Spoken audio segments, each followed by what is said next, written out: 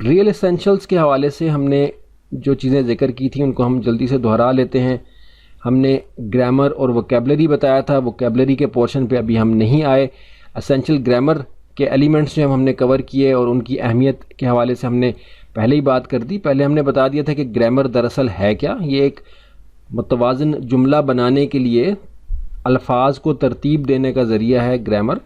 اور اس کے حوالے سے ہم نے جو بہت اہم چیز ذکر کی تھی، جو ہم نے بعد میں دہرائی بھی تھی، وہ یہ تھی کہ گرامر پر زیادہ توجہ دینا، زیادہ غور کرنا، زیادہ اس کی گہرائی میں جانا آپ کو روانی کے ساتھ بولنے میں مدد نہیں کرتا، بلکہ اس میں آپ کی رکاوٹ کا ذریعہ بنتا ہے. اور اس کے بعد ہم آگے تھے basic grammar consist of 4 main topics. 4 topics تھے اور آخری ٹاپک چوتھے ٹاپک سے ریلیٹڈ تھا. تفصیل سے ہم نے ذکر کیا. اس میں ہم نے سبجیکٹ دیکھا، اس کی تفصیل کور کی، پریڈیکیٹ کی تفصیل میں گئے، ورب کو ہم نے تفصیل سے دیکھا، آرٹیکل کو ہم نے ڈسکس کیا، اور آخر میں when and when not to use article کے حوالے سے ہم نے تفصیل معلوم کی. تو ان چیزوں کو کور کرنے کا مقصد یہ ہے کہ آپ کو پتہ چل جائے کہ یہ ایک جامع کورس ہے، ایک تفصیلی کورس ہے. اور جو ہم نے کہا کہ آپ کو اس کورس کے بعد کوئی کورس نہیں کرنا، تو اس کا مطلب ہے کہ بالکل ہم وہ اسینشل معلومات آپ کو دے رہے ہیں جس کے بعد واقعی آپ کو کورس کوئی نہیں کرنا انشاءاللہ. اب ایک چیز ہم اور اس میں گرامر کے حوالے سے ہی کور کریں گے تاکہ اس کے بعد اس موضوع کو ہم مکمل کر لیں، دوبارہ سے ہمیں گرامر کے ٹاپک کے اوپر بات نہ کرنی پڑے. یہ ہے پارٹس آف اسپیچ.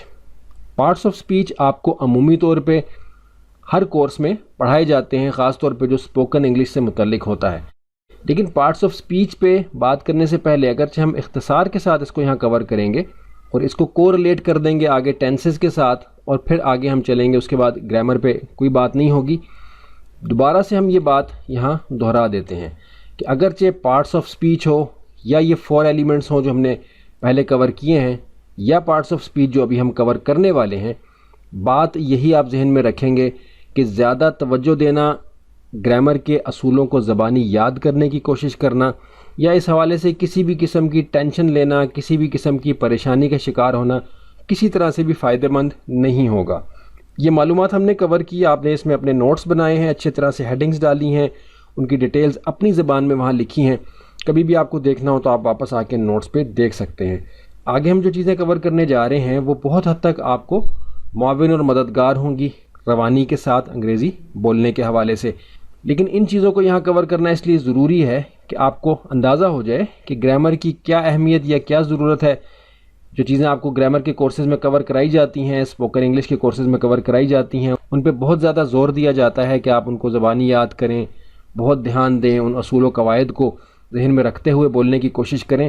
تو ایسا کچھ نہیں ہے، یہ ہم بار بار دہرا رہے ہیں. اور ان چیزوں کو اس لیے کور کر رہے ہیں کہ ایسا نہ ہو کہ ہم یہ کہہ رہے ہیں کہ ایسا نہیں ہے لیکن ہم نے ان چیزوں کا تذکرہ بھی نہیں کیا کہ جو کورسز میں کرائے جاتے ہیں تو کیا کوئی میجر فلا تو نہیں ہے، کیا کوئی بہت بڑی کمی تو نہیں ہے اس کورس میں. تو آگے چل کے ہم بات کرنے جا رہے ہیں پارٹس آف اسپیچ کے اوپر انشاءاللہ.